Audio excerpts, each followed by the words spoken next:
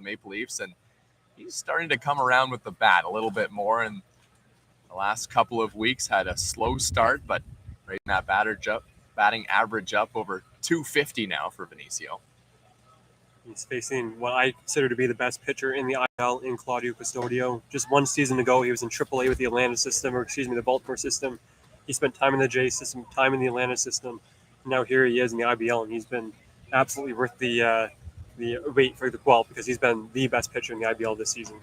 Yeah, and the last game that Claudio Custodio did pitch was here in Toronto, part of a 4-1 Guelph Royals win on June 28th. Pitched 7 innings, allowed just 1 run on 5 hits.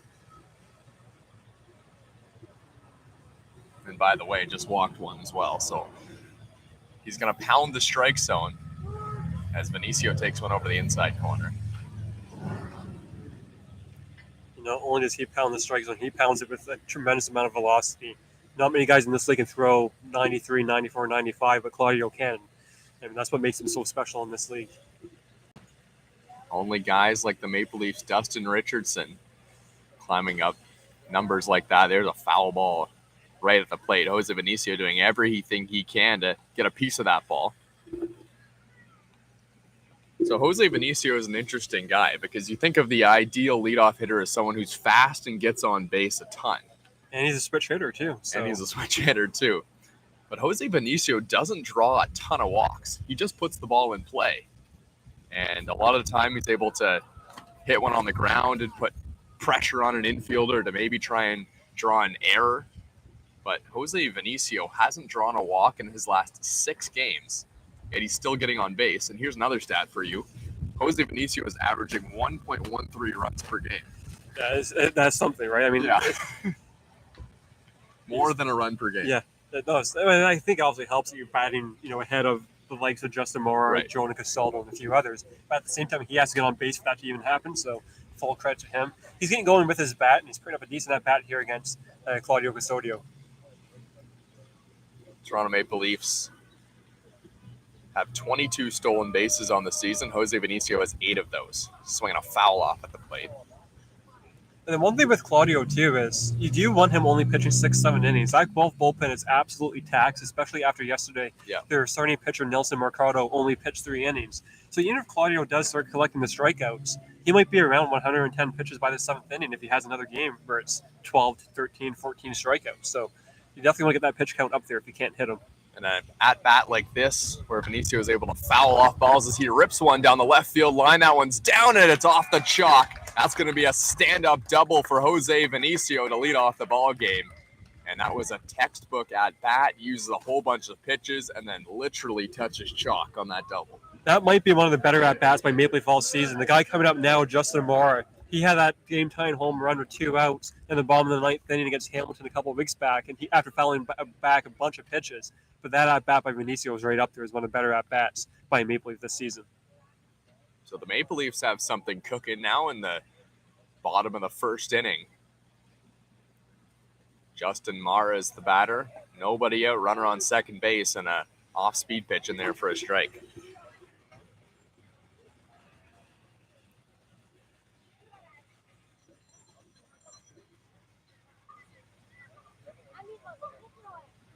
Second pitch to Mara is fouled straight back. He had a great cut at it, but just missed.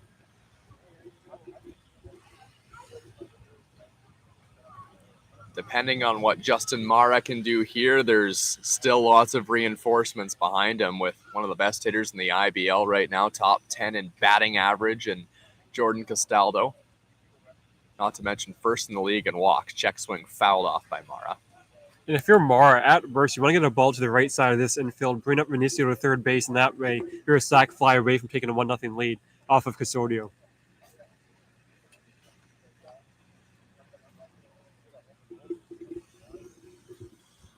Oh, 0-2. Custodio has Mara in a hole just inside. Talked about how good Claudio Custodio has been this year, and 5-0 record. And an ERA right at 2.02. There's no baseball league where you see that very often. No, he's something special in this league for sure. Swing and a miss, strike 3. Might have been a breaking ball from Custodio. 1 away.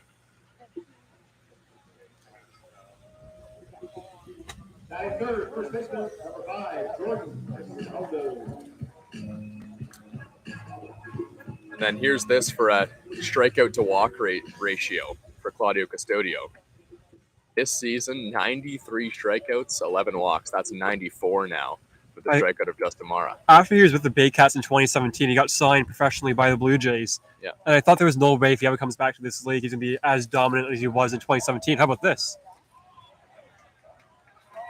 As here's a ball that gets away from third base, a throw home. And that right there, you've seen Jose Benicio's speed be described as speed that could take over a game, and that's not the first time we've seen that from Jose Benicio. It's 1-0 Maple Leafs. That's on us because we are well aware of the fact that Benicio and his speed, as you said, can cause havoc. And, there's no pitch happening. There's nothing like that. Guelph thinks they have a play at second base, and they thought they had him in a rundown, but not the case. And it's now 1-0 Maple Leafs. Well, that's one to manufacture a run and get it home. Anything you can do against Custodio, you have to do, and Benicio gets on base after a great at-bat and comes home. And now it's going to be on to see what Dylan Jacober can do in this start. It's got to be tough, right? Knowing who you're going up against, knowing that it's Christie pitching only allows so many runs in this ball game, but that's why you're a competitor and you want that challenge. Over the outside corner for a strike to Jordan Castaldo. I think Jordan's saying, after all the walks I've got this season, that's what you call a strike, a little bit to the outside, but after getting ejected last night, I'm sure he's not all that thrilled with the umpiring this weekend. Pitch is inside. 2 former Baycats going at it right now. Custodio on that 2017 Baycats team, and obviously Castaldo as well. So 2 ex-teammates going at it here.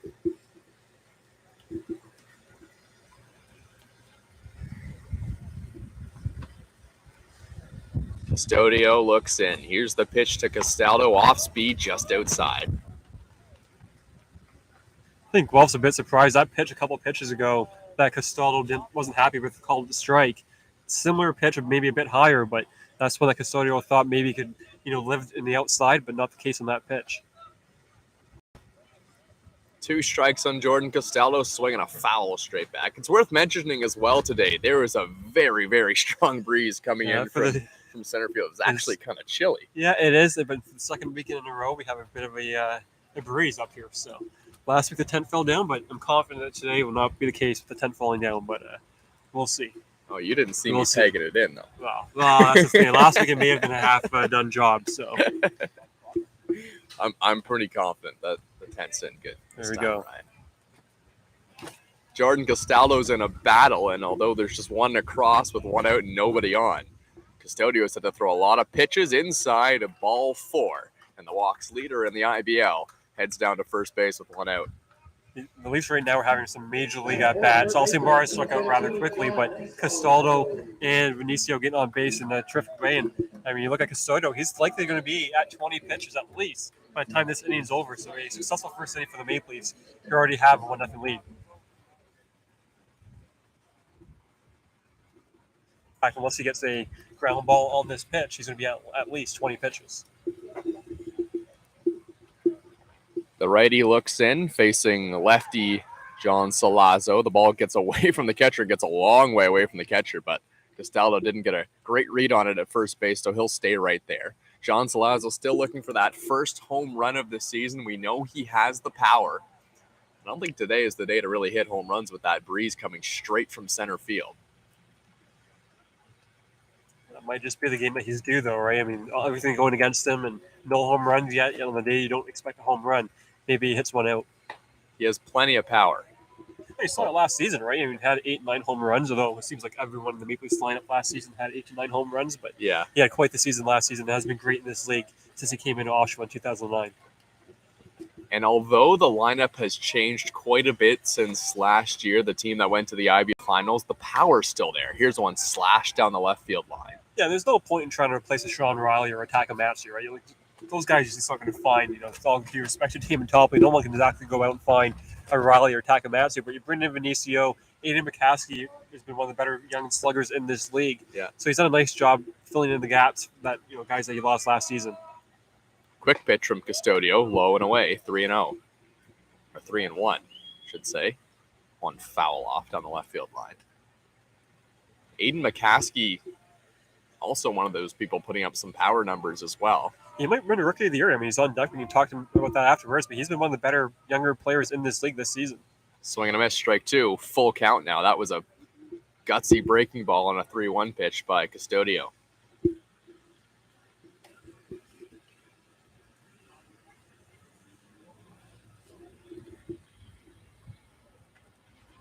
Full count. Castaldo at first, not going. Swing and a miss, strike three. Another sharp pitch over the inside corner from Custodio. 2 away with the young Aiden McCaskey coming to the plate with 1 on and 2 out. Custodio at 25 pitches in this ball game now. So even if you do only get it in the 1 run, it's been a great first inning for the Maple Leafs to set themselves up for the rest of this ball game. McCaskey hits it down the left field line, well foul. I was talking to Dino Romel, the Guelph manager, prior to this game, and I asked him, like, what do you have in the bullpen in this game? He said, not much. Like, this is ending a busy schedule for us, 3 games in 3 days. We played a bunch of games since Tuesday. It's slim pickings down that Guelph Royals bullpen, but they have their ace on the mound trying to go the distance. Right down the middle, strike two. That's generous information to be given out. I was talking to Dino. It doesn't take much. He's one of those guys that I can ask him, how's it going? He's like, oh, here's this guy's injured, and this guy's, whatever. So he's a pretty open-ended guy for sure. Used to be the Maple Leafs manager too, so he has some history with the ball club. 0-2, swing and a miss, ball in the dirt. Tag is applied, strike three, but the Maple Leafs get 1 run on some clever base running and a little bit of help from some shaky defense to take a 1-0 lead over the Guelph Royals. 1-0 Maple Leafs. We head to the top of the second inning from Thomas West, and Ryan Eakin will be right back.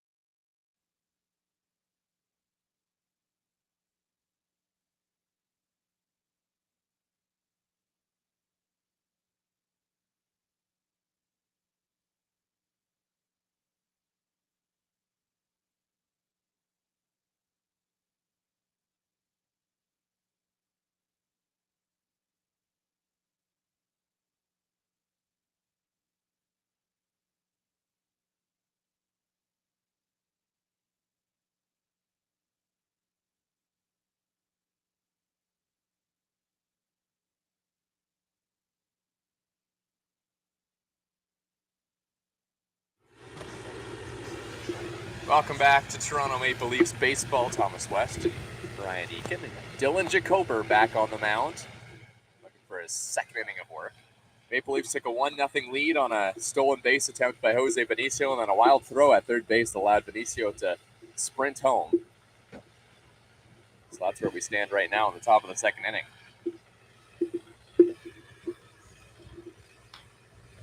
Ball's fouled off left side.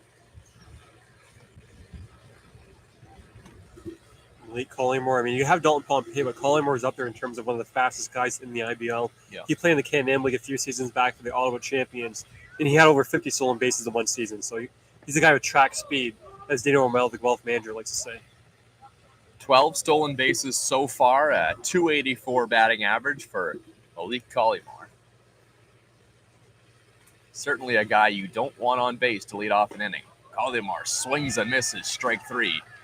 Dylan Jacober makes quick work of the number 4 hitter for the Guelph Royals.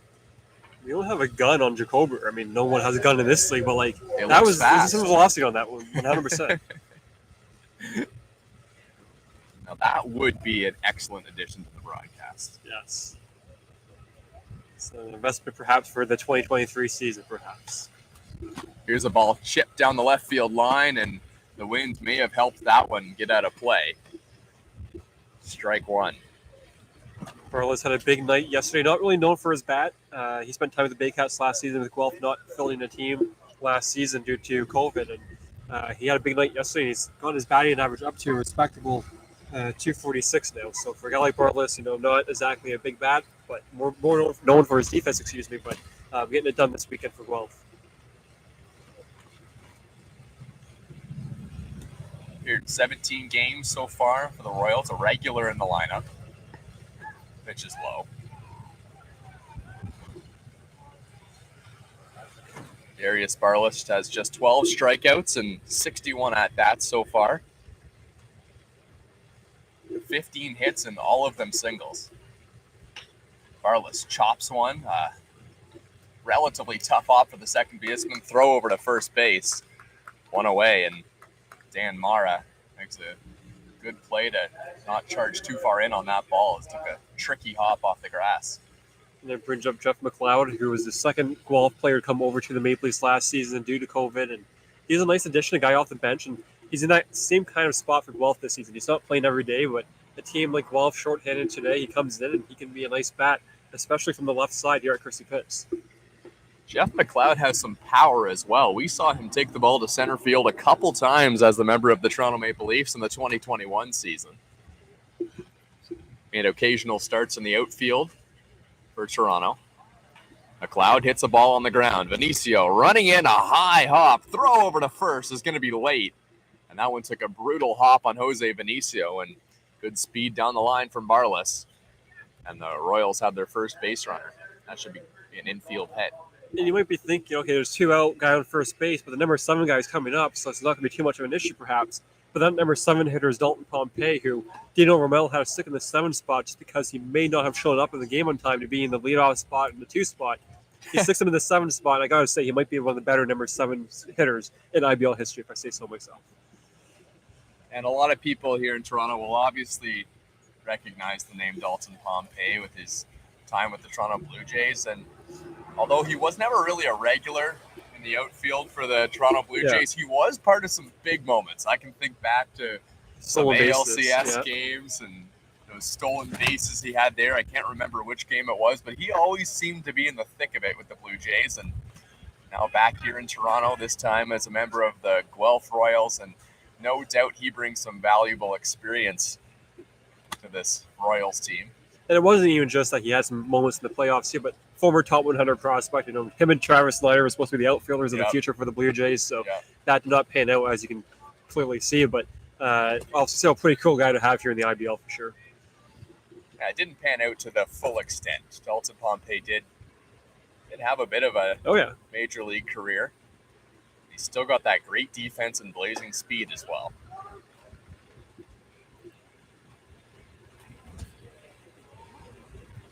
Not to mention Dalton Pompey's hitting .345 this year for the Guelph Royals. Jacober looks in. He's got a runner on first base. No slide steps. Swing and a miss. Or that was fouled off at the plate. 2 strikes.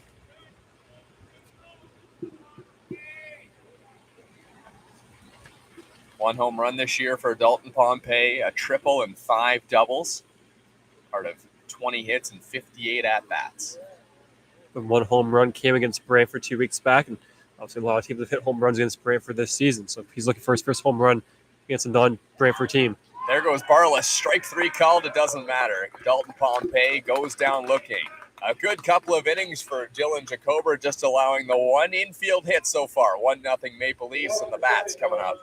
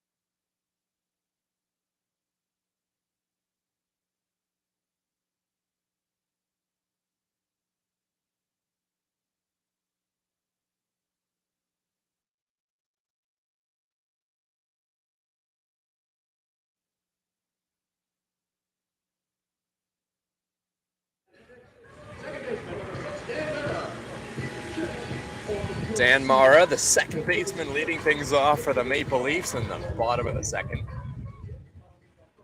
Nothing Maple Leafs. Claudio Custodio back on the mound. An update around the league in the IBL. There is some action on this Sunday afternoon. The Barrie Baycats losing to the Hamilton Cardinals 3-0. London Majors winning 3-1 over the Brantford Red Sox. And then later on today, it's the Welland Jackfish and the Kitchener Panthers. That game starting at 5 p.m. Brantford Red Sox still looking for that first win of the IBL season. 0-17 so far. They had their closest attempt yet last night. They came back in the ninth inning against the Baycats, only to get walked off in the bottom of the ninth. But a 3-2 loss. I mean, you have a sense that it's almost coming. It's coming soon for Guelph, for Brantford. Just a matter of who is the opponent that's going to give Brantford their first W of the season. Yeah, it's a difficult situation, and you have to imagine that there's just some bad luck there. How does it happen? Yeah, and Guelph was in this spot. Same thing back in 2017. They were, I think, 0-20, and then they said, you know what, we're going to close down the operations for the season. But pretty tough spot for Brantford right now. Swing and a miss, strike 3, one away. It's the third strikeout of the afternoon for Claudio Custodio.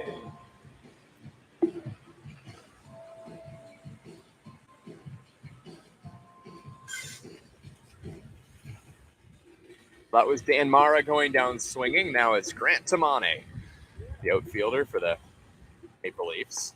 First pitch is in there for a strike, and he's doing a really good job of getting that fastball over early in the count.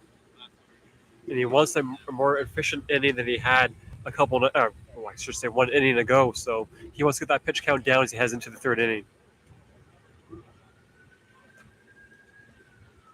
Strike 2 from Custodio, now an 0-2 hole for Grant Tamane. The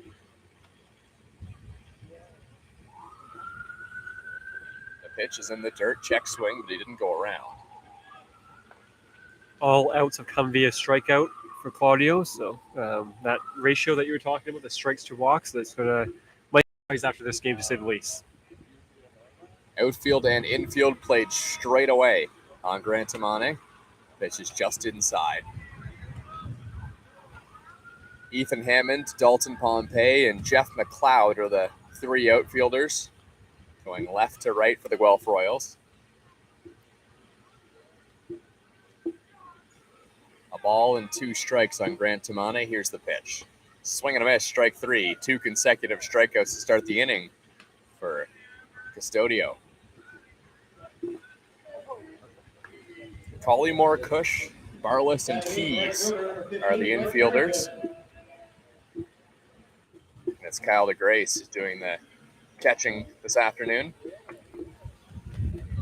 I asked DeGrace before the game if he was going to catch, and he asked me if I was crazy. So obviously Dino talked him into catching, and So that's here a he yes. is. Yeah.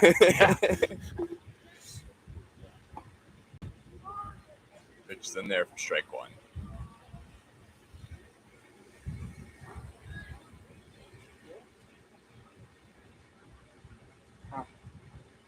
This is Greg Carrington, the batter, and then Connor Lewis is on deck if Carrington could get aboard, but he swings and misses.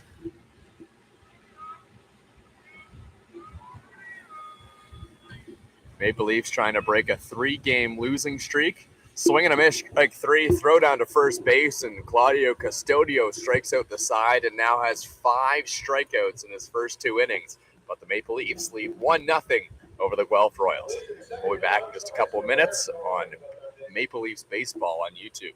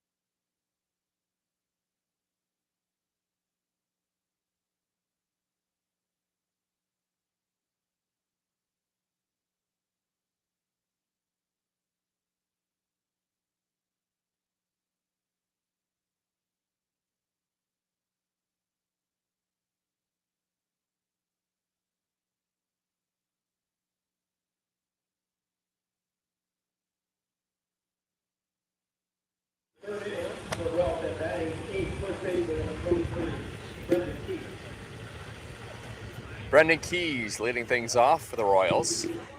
It's 1-0 Maple Leafs. We're at the top of the third inning with Dylan Jacober on the mound. Started this game this afternoon.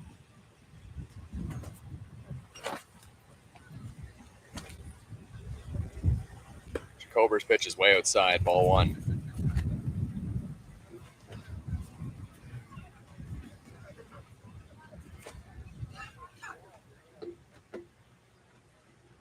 Keys hitting .200 this year in just 25 at-bats, 8 games. He's been the backup catcher for Guelph this season behind Noah Roberts, and you have to think now with DeGrace in the fold, he might become that third-string catcher.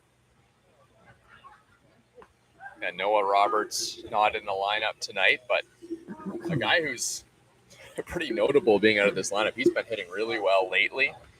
2 home runs 7 games ago for the Guelph Royals, which kicked off their 7-game win streak. That was part of a 6-1 win over the Barrie Bay Cats.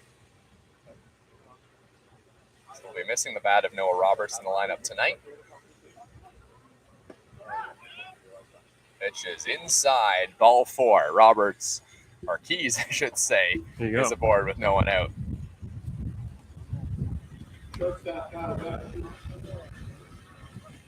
And the one thing about this Guelph lineup, a lot of lefties too. You see it today with Barless, and Pompey's a switch hitter, so you have him batting from the left side. Keys, Kyle Kush. There's a lot of lefties, and when they have a full lineup, you can add in Josh Garton and Justin Terracino, so a lot of lefties in this Guelph lineup. Josh Garton hasn't played since early June and just appeared in 9 games, but he has 4 home runs already leading the team, and he's only played for less than a month. Now that Sean Riley's getting into the habit of playing more games, you have to think he might have that number beat by at least mid-July for sure. Very, very likely. Pitch in there for a strike. Sean Riley has incredible power, but you don't always see him swing for the fences. He's a smart hitter. He'll hit for average. You saw last playoffs, he had the home run, but he was batting almost 500. I'm not talking about his on-base percentage. I'm just talking about his batting average. So you go back to last postseason, it was one of the great playoff runs of all time. Right down the middle, strike 3 call. Down goes the shortstop, Kyle Kush. 1 away. And the guy coming up, Ethan Hammond, is another lefty too. So it just goes to show how many lefties are in this Guelph lineup, and that's something the Maple Leafs always like to do too, right? It's Christy Pitts, right field. It's quite enticing. So stack as many lefties as you can, and that's what Guelph is doing in this ball game. Although not for choice, by choice necessarily, with so many guys out of the lineup for Guelph. Not a ton of power numbers so far for Ethan Hammond. No doubles, no triples, no homers. And now he rips one down the line, and and that one went right off the umpire. It's a foul ball. It took off his I guess you call it a protector. No, it was his shoe that came off. I thought maybe he had like some type of padding of some kind, but I've never seen that. They always say every time you go to your ballpark, you'll see something you've never seen. That I not only have I never seen it, I'll never see that ever again. So yeah, I don't really know how to break that one down. There's no breaking that one down. No, he knocked his socks off literally. Yeah, strike 1. Runner on first base, throw over to first. Go back to yesterday's game. Dalton Pompey hit a line drive to first base, and it got Damon Topley almost up in the face. And that's one of the last guys you want to see. One, get hit by a ball, but 2, have a ball get hit by you. It was Dalton Pompey because there's some exit velocity coming off that bat. Make a correction there. It's 5 doubles for Ethan Hammond, but no home runs so far, and that is going to be tough to hit tonight, even though it's a short porch out there at Christie Pitts. The wind is howling in. Now it looks like a little bit more from right field. But the batting average is way up for Ethan Hammond, hitting .324 coming into this game. Hammond was the one that batted in Dalton Pompey in the 9th inning last night to win that ball game. So he's been the clutch guy over the last 24 hours for Guelph.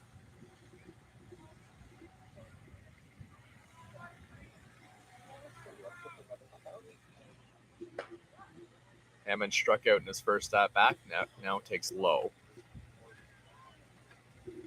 3 balls and 1 strike on Ethan Hammond.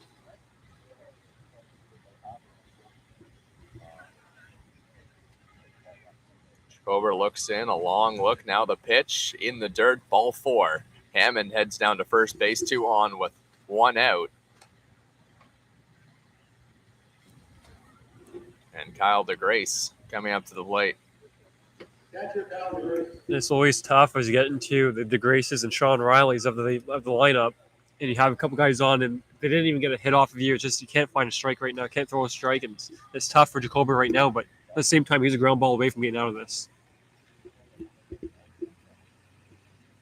Last at bat, we saw DeGrace swing and miss on a breaking ball. Now he swings and misses on a high fastball, strike one. Kyle DeGrace was way late on multiple fastballs. You almost wonder if Dylan Jacober goes right back to that strategy. But on the other hand, that might not be smart with a veteran guy. He probably has a pretty good idea of what Dylan Jacober is going to do. It's just a matter of whether Kyle DeGrace can catch up to the fastball and dump one into right field.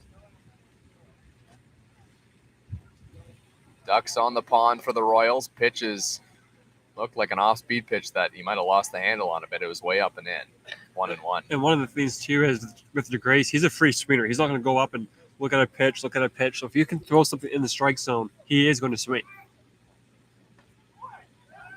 Just inside, ball 2.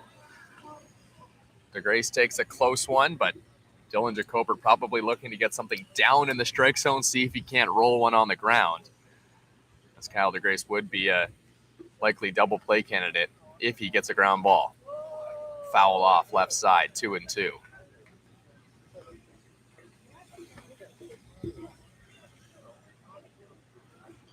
DeGrace, a former Maple Leaf team. We talked about his time with the Baycats, but he began in this league back in around 2006. He was a member of the 2007 Maple Leafs team that last won the championship, and he then went off to the Baycats and became obviously one of the greatest players in franchise history.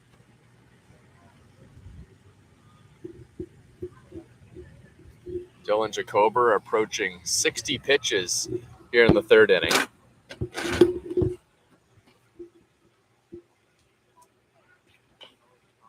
Here's a ground ball, foul left side.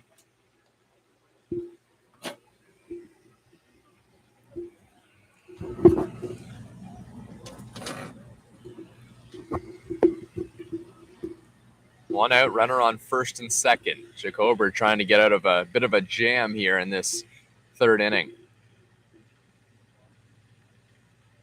Healthy lead for both runners. Here's the pitch. Low and inside. Full count, 3-2. And this has been an 8-pitch at-bat battle here with the veteran Kyle DeGrace. You have a base open, but you don't want to use it because you do not want bases loaded, 1 out for the all-time IBL home runs leader in Sean Riley coming up. Justin Mara is going to head out to the mound to discuss what exactly they want to do on this pitch. From what we've seen so far, Kyle DeGrace has seen a lot of pitches and fouled off most of them from Dylan Jacober. He's been late on the fastball, but able to get underneath it, which would produce a pretty good outcome if you wanted to try and dump one into right field. The breaking ball, we have seen him hit on the ground to the left side, which would be a much more favorable outcome, but Dylan Jacober has had a little bit of trouble locating that breaking ball in this at-bat to Kyle DeGrace. He's tough to strike out, but I think you have to challenge him in this spot because, as I said, you do not want to walk him and set up a big spot for Sean Riley. Leafs will take any kind of an out, and here's one hit in the air to center field, not that deep. Coming in and making the catch is Connor Lewis, 2 away. But it does bring up the bat of Sean Riley with a couple RBIs sitting out on the base paths.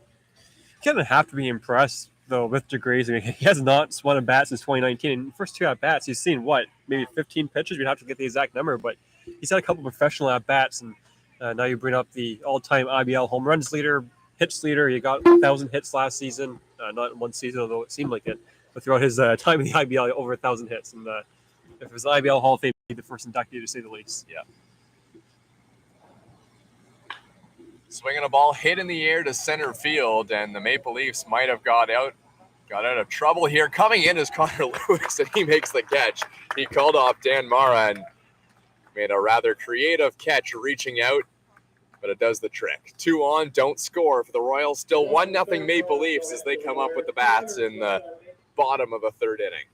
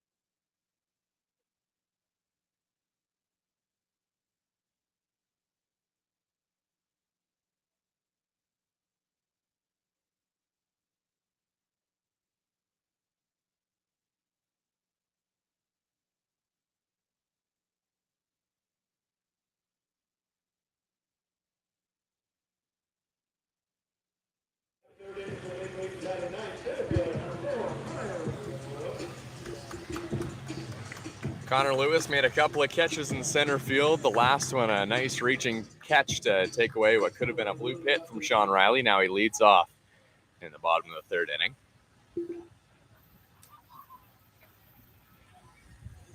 Claudio Custodio back out there for his third inning of work. Pitches outside, ball one.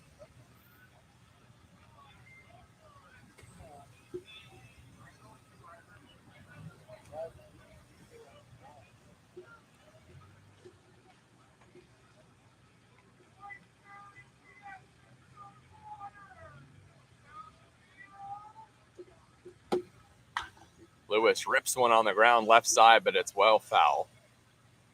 You look at the Maple Leafs lineup in this game. Damon Topley finally gets a break, and he doesn't have to play for back-to-back days, although he did have to play yesterday after Castaldo got tossed. And you just look at this Leafs lineup, and it's kind of the lineup that you expect to see after the deadline in late July. Obviously, Marcus Konechny will be joining the team at some point, and that will be a massive addition, but this is pretty much the team they have right now. Hit high and deep down the left field line, but way foul from Connor Lewis. Lewis was one of those guys that did not begin the season with the team, but after a month or so off, he came back, and he's been a mainstay in the Maple Leafs lineup ever since. One of the longest tenured Maple Leafs in the lineup as well. Swing and a miss, strike three, and that's 6 strikeouts in 2 1/3 from Claudio Custodio.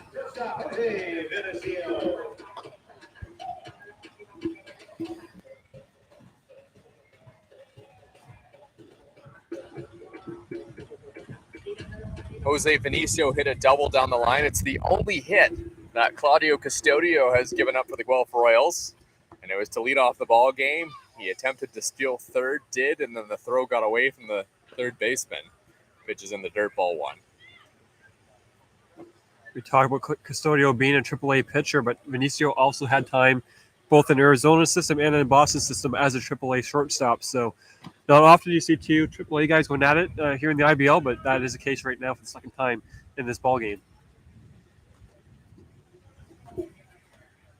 Pitch to Vinicio, outside, ball two. 2 relatively wide misses from the Guelph Royals pitcher. Justin Mara is on deck. And then Castaldo waiting in the dugout should one of these Maple Leafs get on.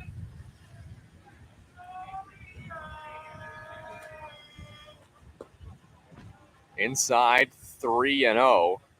And we mentioned earlier, Jose Vinicio hasn't drawn a walk in 6 games.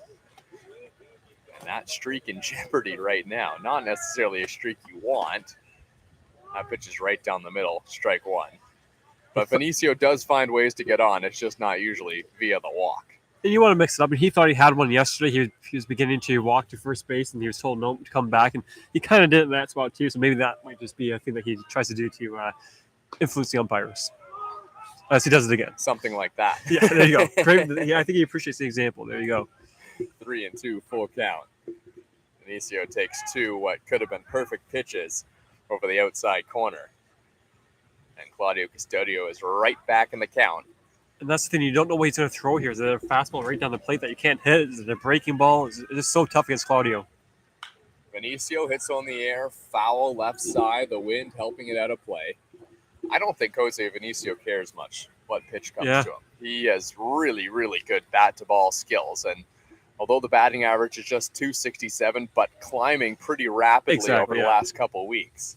Yeah, he's batting, at one point $170, right? Now here he is, as you said, maybe being closer perhaps to 300 by the time the season comes to an end. So for these guys, it's just a matter of reps, especially for the Dominicans that haven't played baseball since 2019 due to the COVID pandemic. High ball 4. And there's the first walk in 6 games for Jose Vinicio. And he'll get on any way he can. And now there's a serious stolen base threat out there at first base with 1 away. And Justin Mara at the plate. And that's I always look at like a Dalton Pompey or a Vinicio or a Noel McGarry-Doyle on the Bay Cats. I always keep thinking, you walk a guy. That could really be, may as well just be giving up a double, right? And that's the case for a guy like Vinicio for sure. Or in his case, in the last at-bat, a home run. So there you go. You look at what the Welland Jackfish are doing with those stolen base numbers too. Quick throw over to first. Vinicio is back. I'm interested in this matchup here, not necessarily at the plate, but Claudio Custodio trying to hold on Jose Vinicio. Here's the first pitch. And there goes Jose Vinicio. You know he was going. The ball is in the dirt. Vinicio steals it easily. And that's his 10th stolen base of the season and second today in 2 at-bats.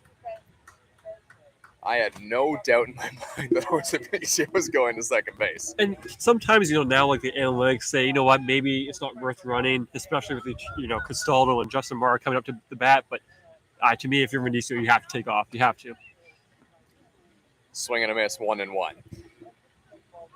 And I'm of the mindset as well that you do look at those analytics and you should follow them. That's a debated topic, but you also have to realize that there's the analytics that can't really be measured, like putting pressure on a pitcher and causing him to slide step and things like that. Also, IBL catchers are not the quality of it's not Salvador Perez, throwing guys out, right? So their ability to throw guys out is not what it is in the big leagues, to say the least. So that helps Vinicio's case as well. Although Justin Morrow was a 15th round draft pick of the Chicago Cubs and good defense, certainly part of that draft selection. That was back in 2011. When I was covering the Baycats in 2016, the Leafs faced the Baycats in the finals. And the Baycats at that time had so many guys that loved to run. And what amazed me was in game 1, Justin Morrow was throwing multiple guys out. And it was just kind of his welcome to the IBL moment. That was his first season. And he caught my eye in that game for sure. And since then, he's been the best catcher in the IBL. Pitch was just outside to Justin Morrow. So now the count runs full, 3-2. Swing and a miss, strike 3. That's a big strikeout from Claudio Custodio. And now Jose Vinicio in danger of being stranded out there at second base.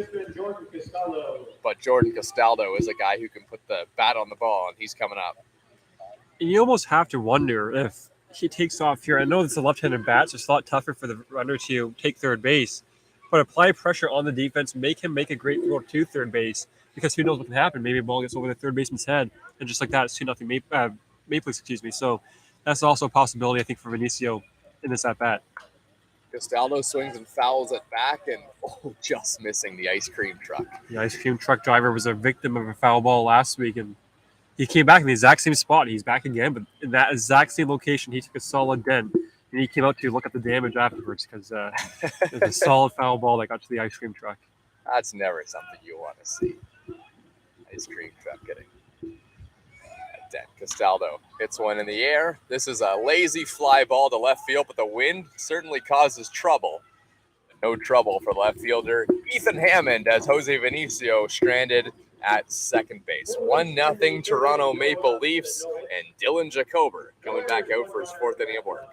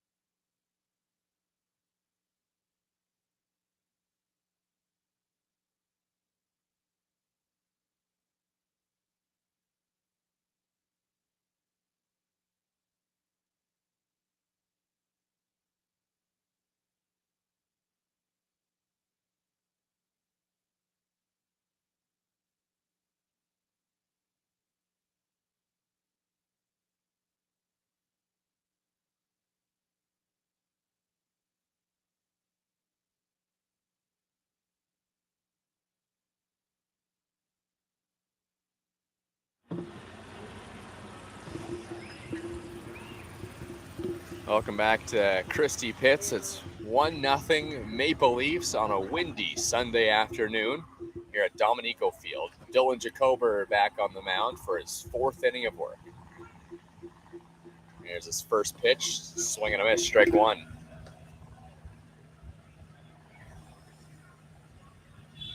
Collymore in that cleanup spot, but he's kind of like a second leadoff guy when you think about it because of his speed. He could easily be leading this game off of Guelph. Takes low in the dirt. 1-1. 32 strikes, 25 balls for Dylan Jacober so far. Both pitchers have done a good job at pounding the strike zone early in this game. The 1-1. Swinging a ground ball to third base, rolls foul. A bit of a difference from yesterday when all pitchers in that game basically was not able to throw a strike really at any point in that ball game. Although once Duska came in for the Leafs and Castro came out, not one Leaf reliever walked the guy. So there are some positives from the Maple Leafs bullpen perspective. Pitch is inside. Yeah, the Maple Leafs did a good job seeing pitches. They had 13 runs on just 8 hits. But just not quite enough right at the end. They had bases loaded with 2 outs. Royals walked in the tying run, and then Justin Morrow wasn't able to cash in one more to try and give them that 1-run lead. Here's a ball hit high in the air. The wind may push this out of play. Castaldo just about trips over the bag, but keeps his composure and makes the catch. 1 away. Second baseman, Darius Barlas. What makes it tougher even for the Leafs bullpen, just playing all these games now, it's his 42-game season, is Jacober is kind of that back of the bullpen end guy for the Maple Leafs. Yeah, just because of how many games they're playing, he has to be pitching in this game as a starting pitcher. So he's holding his own, to say the least, against a great Guelph lineup, a team that, as you said, has come in with quite the winning streak. It's just a matter of trying to get him back into the bullpen at some point and perhaps really be happy with the back of that bullpen, especially once Dustin Richardson gets back healthy. Darius Barlas grounded out to second base in his last at-bat. Pitch is up and in, ball 1.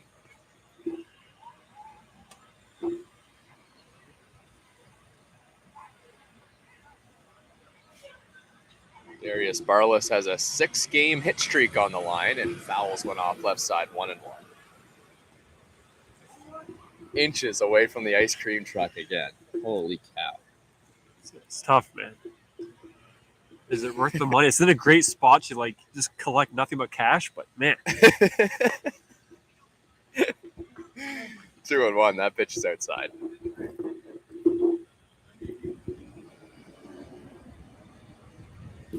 Barlas owns the longest hit streak on the Guelph Royals right now with 6. And that won't help, but it will help the team. Ball 4. So that one's just inside. 1 on with 1 out. And the former Maple Leaf, Jeff McLeod, coming up.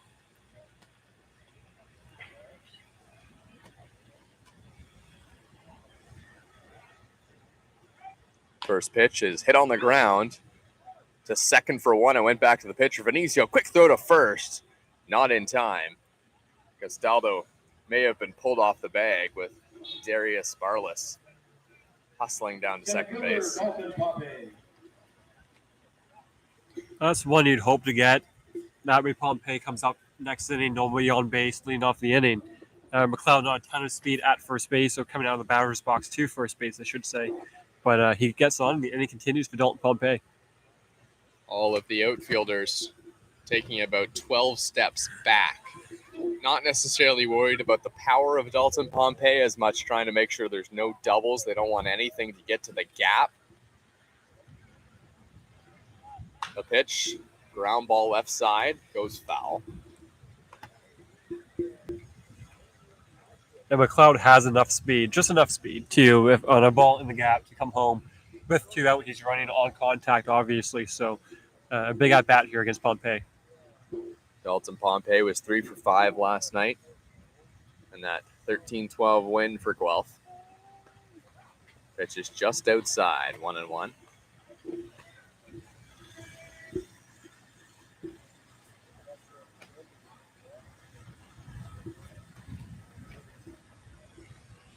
Jeff McLeod, the runner at first base, hoping to circle the bases if there were an extra base hit, but the outfielder's playing way back right now for the Maple Leafs.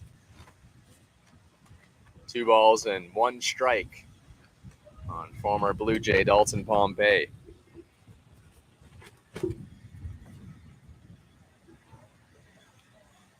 Jacober's pitch. Swing and a miss, strike 2. Dalton Pompey struck out in his first at-bat.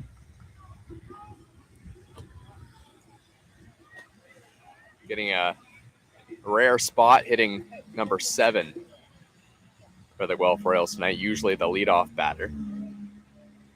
2 strikes. Jacober trying to get out of it, and a high ground ball to second base. Mara's going to have to get it out of his glove quickly, can't do it. The ball gets away from Jordan Castaldo, but he hustles to go get it.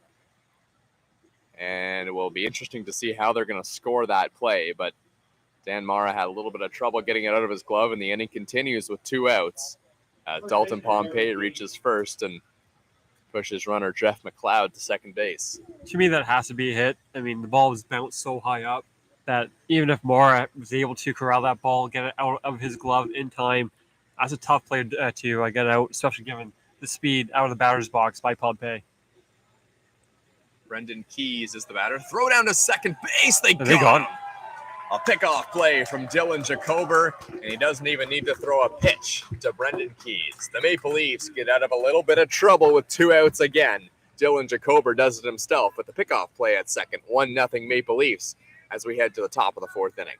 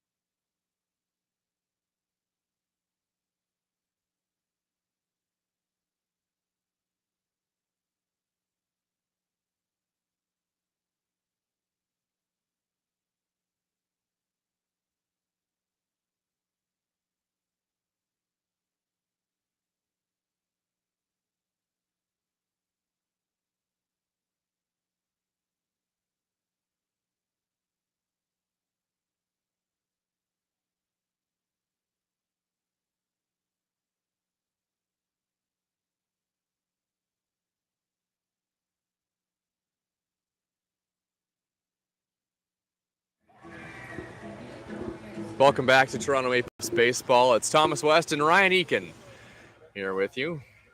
Top of the 4th inning. Custodio back out there, and John Salazzo is the batter leading things off for the Maple Leafs, who lead 1-0 over the Guelph Royals, and a big difference from what we saw last night in that 13-12 game. Swing and a miss. Well, Salazzo. I knew it was going to be too, right? Especially with Claudio on the mound. He's not a guy that comes up and labors and takes his time in between pitches. He goes out there and he throws nothing but strikes. And Jacober has been quite efficient for the Maple Leafs too. So my type of ball game, I can't take the 13-12, 23 walks in the game. I'm not a fan of that kind of baseball. I'm okay with it. For me, it's brutal to see 23 walks, man. Like, it gets the on-base percentage up, but that's about it. I'm a big fan of power in baseball. That's kind of my thing. Last night, though, it wasn't even any home runs or anything like that. Yeah. There was only the one home run. In fact, Mara thought he had one. But went off the ball in right field, so a home run turned into a base hit because he was admiring that home run. But that happens, I guess, the course of a season. Dylan Jacober has pitched great so far for the Maple Leafs, as this one's fouled down the left side. 2 strikes on John Salazzo. And his starts just keep getting better and better. He started off with one on June 19th versus Hamilton, 5 innings and 5 runs, 4 of them earned and 5 hits. And then it went up against the Welland Jackfish, who that's a really tough team to beat all season. Just allowed 2 runs. And that was his last start, and no runs allowed yet for Dylan Jacober. Jacober began the season with the Ottawa Titans. Never made it to a regular season game, but he broke camp with the team, was never really used. But the fact that he even has pro teams looking at him, it goes to show that he has the capabilities of a great pitcher in this league. Both pitchers have been excellent. There's only been 2 hits in this ball game so far. A double by Jose Vinicio, and he created his own opportunities to get around the base path.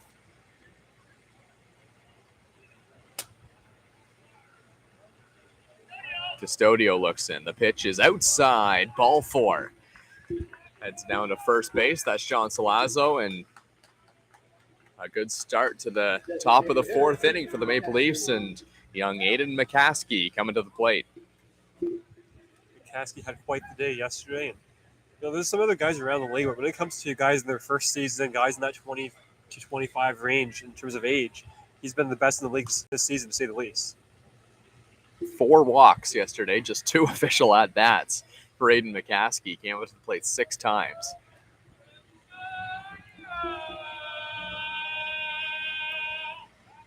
Claudio Custodio faked a throw over to first base, but don't think John Salazzo's going. Although he doesn't have poor speed. Probably is about above average speed for John Salazzo over there at first base. It's just not Vinicio speed. It's not Vinicio speed. I don't think that might be. It's an oddity in the league. I don't know if anyone really has quite the speed that Jose Vinicio. I know the Welland Jackfish have some. Yeah, Noel McGarry-Doyle with the Bay Cats, Yeah. to me, is just insanely fast. I think he'd be up there, but Vinicio definitely on the Maple Leafs, the fastest guy. The thing with the Jackfish, though, too, is even the guys that are not quite fast, or in fact, maybe a bit slow, they get stolen bases for speed on the back half of the stolen base attempt. So yeah. Swing and a miss. Strike 3. A breaking ball in the dirt. And Aiden McCaskey goes down swinging 1 away.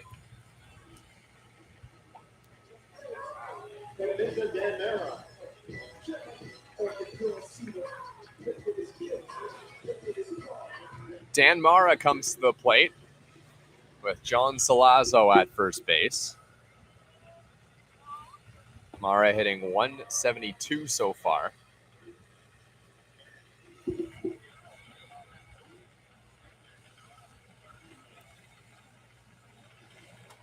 Five hits and 29 at-bats for Mara. Here's the pitch, high. 2 balls and no strikes on one of the 3 Mara brothers on this Maple Leafs team. Brother Adam is available in the bullpen if needed tonight. And brother Justin doing the catching as always. Dan made his comeback to the Maple Leafs lineup yesterday. He's been out since, I believe, June 9th, if I'm not mistaken, with that hamstring injury. He stole second base against the Bay Cats early June. Pulled his hamstring on the play, but nice to have him back in the Maple Leafs lineup for sure. Mara hits a ball through up the middle. The second hit of the afternoon for the Maple Leafs. It comes via Dan Mara as he chops one right over the second base bag. 2 on, 1 out. And it's Grant Tamane coming to the plate.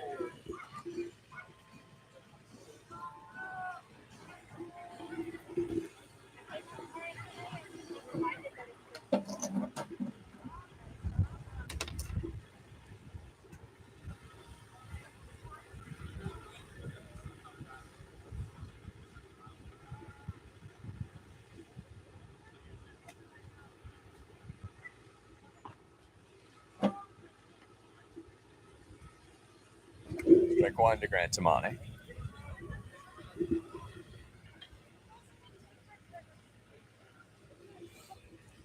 .48 strikes and 26 balls for Custodio tonight. Those are incredible numbers by starting pitching standards in terms of strike-to-ball ratio. Now it's 0-2 on Tamane. This is what he does. He's not a better strike thrower in the IBL than Claudio Custodio. Custodio looks in. Here's the pitch. Swing and a miss. Strike 3. Down goes Grantamone on 3 pitches. And now the 51st strike thrown by Claudio Custodio, and has 2 away. And the threat minimized as of now as Greg Carrington comes to the plate trying to cash in a run with 2 outs. I might have to bother the league historian and ask him what's the all-time record for strikeouts in a season, because given the league has expanded to 42 games this season, the amount of strikeouts Claudio's had, he might break whatever record it is in the IBL. So that strikeout of Grantamone, I believe, would have been 101. And it's July 3rd. It's July 3rd. We're playing until Labor Day in this regular season, so he's got some strikeouts to pile up in this game and this season. His 8 strikeouts tonight, or this afternoon, I should say, came in with 93. And he probably isn't through half of his starts yet this year. He could be looking at 250 maybe on pace, maybe more. You have to wonder at what point did the team in Mexico, Japan, or independent baseball come calling, because what a season he's had. In there for a strike. 2-1. The one thing, though, about the strikeouts, we mentioned this at the top of the broadcast, that pitch count is getting up there for Claudio. It is.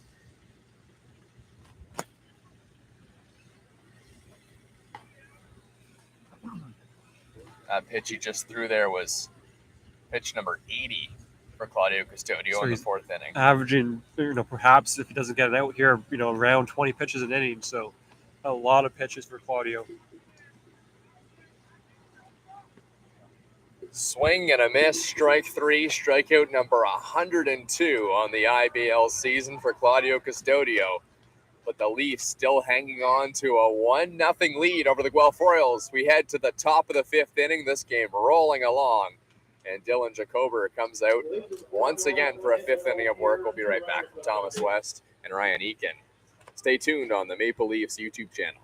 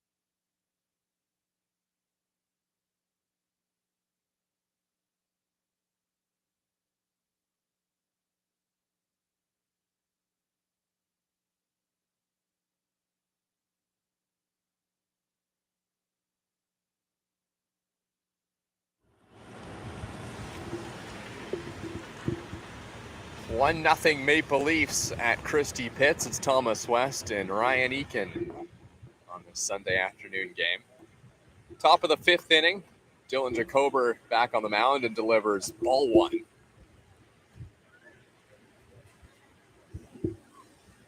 Brendan Keys will be the batter. He's playing first base tonight this afternoon for the Guelph Royals. He was up at the plate to end the last inning, and you wonder how that happened. It was a pickoff play at second base by Dylan Jacober to get him out of a 2-on-2 out jam. And now he throws in the dirt, and some visible frustration from Dylan Jacober as he may have lost the grip on that baseball. And the count is 2-1. Dylan Jacober has lowered his ERA to 3.60 now on this relatively young IBL season. Came into this game and pitched 15 innings for the Leafs and struck out 13.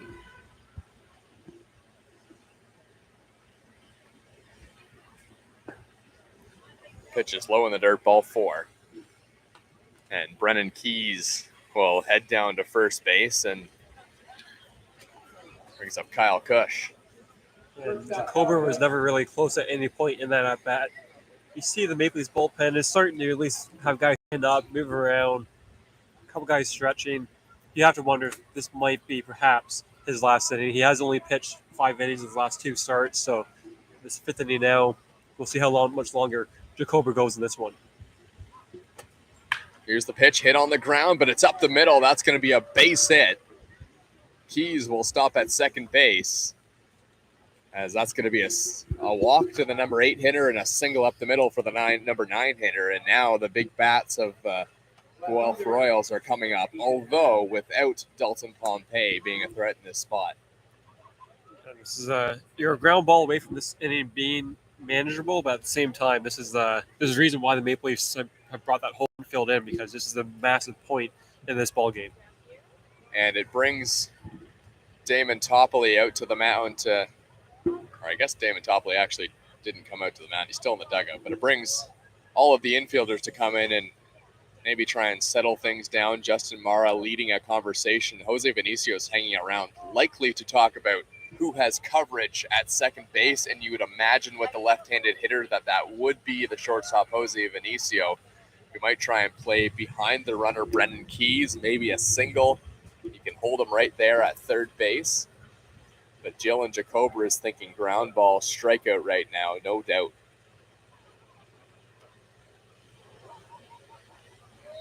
Still Instalazo kind of expecting a bunt, perhaps.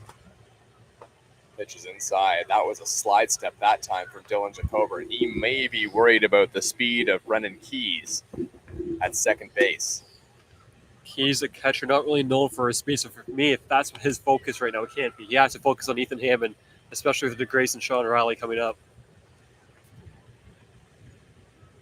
Hammond takes in the dirt. It goes to the backstop, and now both runners will move up to second base. That eliminates the likelihood of a double play. And now there's just probably one thing on the mind of Dylan Jacober, and that's maybe about first base being open, but early in the game, most likely a strikeout. Although there is a double play candidate on deck with Kyle DeGrace.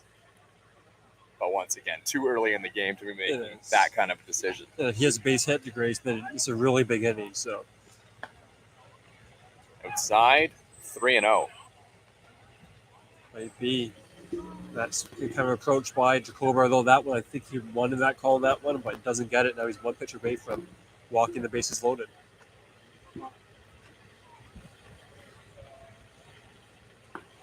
And there, strike one. 3-1. You think about the options that the Maple Leafs are faced with right now, and you mentioned that it is a relatively depleted bullpen for the Guelph Royals this afternoon. Here's a ground ball. That one's going to get up the middle. This might play a couple. One run isn't the score. Tie game. Here's the throw from center field. Right on the money, but safe at home plate. It was by inches. Justin Mara threw down a good tag, caught the ball, and it was a great throw in center field from Connor Lewis. But it will go down as a 2 RBI single. And the Guelph Royals have taken the lead, and it brings Damon Topley to the mound to potentially make a pitching move.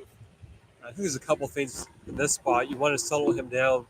You want to make sure that Justin Mara doesn't get tossed in this ball game. That's another aspect of it. In that case, the only possible solution is that he missed the tag. Because he got to the ball in time. Yeah. So the only possible solution is he missed the tag, but Justin Mara looked quite surprised.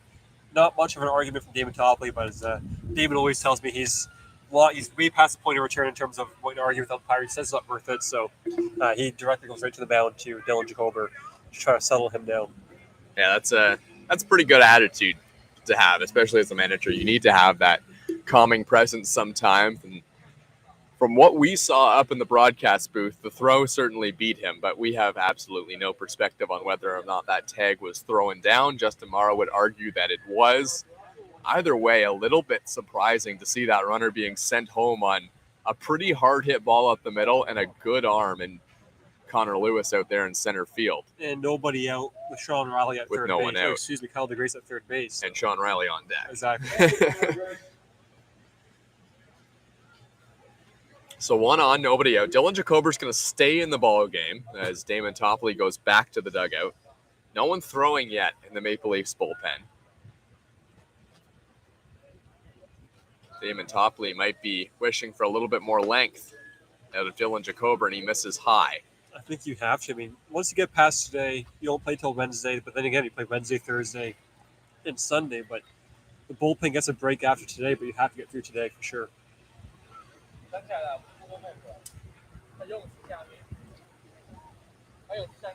You can see Dylan Jacober just falling off the mound a little bit more than he was before, and you almost wonder if that might be what's leading to some of this contact and a little bit being outside the strike zone. Here's a ground ball to second base. High hop for Vinicio. A double play chance. Throw on to first. And it goes down. Jose Vinicio turning it to Dan Mara and on to first. And that's a big double play for the Maple Leafs. With all due respect to DeGrace, he knew once that ball was on the ground, it was just a matter of the Leafs being tidy with the ball and not throwing the ball away or anything like that, because no allows to be coming out of the batter's box. It was not a traditional double play ball. That was an extremely high hop for Jose Vinicio, and maybe room for a little bit of props on that as well, being able to glove that ball over his head. But that's a Pompey or an Ethan Hammond or pretty much anyone else in the lineup outside maybe Sean Riley. That's a guy on first base with one out, but at least got lucky in that spot. That was Kyle DeGrace up. And there for a strike.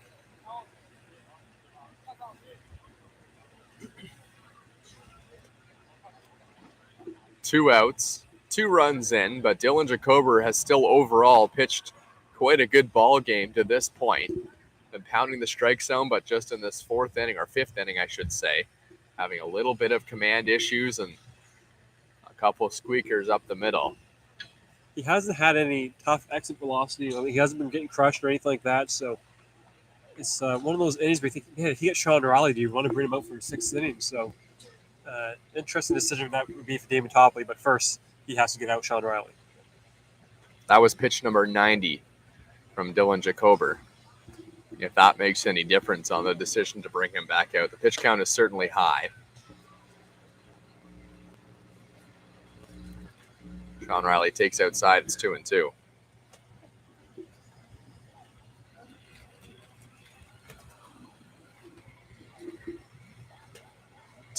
Big power threat in Riley. He fouls one off left side. And the longer that this at-bat goes, and Sean Riley may have fouled that off his foot, the longer this at-bat goes, the likelihood goes down that Dylan Jacober would come back out for another inning.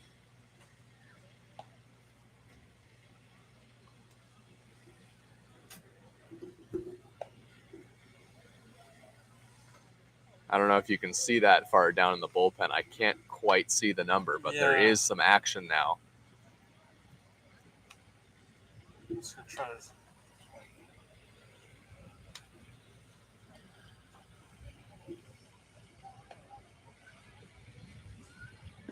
Pitch just outside. Count runs full to Riley.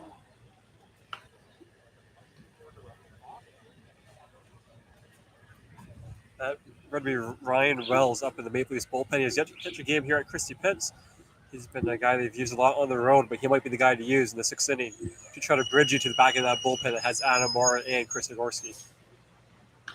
Pitch swinging a foul off left side.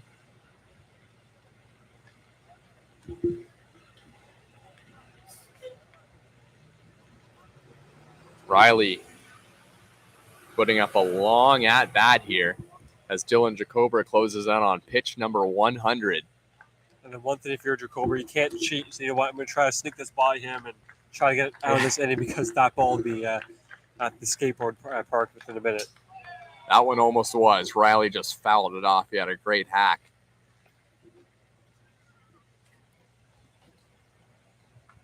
Sean Riley, a naturally gifted hitter. It's funny to think when he was drafted by the Twins, he was drafted as a pitcher. So he's come a long way for sure. 15th round draft pick of the Minnesota Twins quite a long time ago. And now as a 46-year-old firefighter, a member of the Royals, takes inside, ball 4. Sean Riley 4 walks last night, takes his first walk tonight, and he's down to first base. And now you might see a little bit quicker action happening in the Maple Leafs bullpen as the Leafs trying to snap a 3-game losing streak and close right now with one of the hottest teams in the IBL. You don't want to let this game get away from you. And I think no matter what happens in this at-bat, this is going to be his last at-bat of the ball game for Jacober. It is a righty v righty matchup with, well, another righty coming up. Malik Collymore is the batter at the plate. And if it gets that far, Barlas is on deck. Or Barlas is a lefty, excuse me. Collymore fouls it off left side. And now Dylan Jacober has Malik Collymore in an 0-2 count. And again, just unfortunate for Jacober too. I mean, yeah, also the walks, he has to own that, but in terms of the hits, it hasn't been a lot of hard contact. Also, they had a close play at the plate too. So one pitch away from keeping the Leafs in this ball game, though. Just outside, 1-2.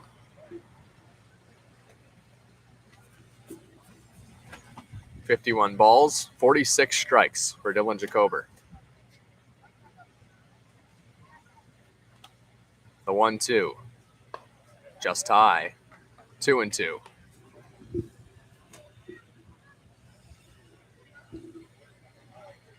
Collymore coming into this game with a couple home runs, 15 RBIs, and supporting a 283 batting average, and now takes high ball 3. And Dylan Jacober comes out of his delivery twice on those last 2 high fastballs.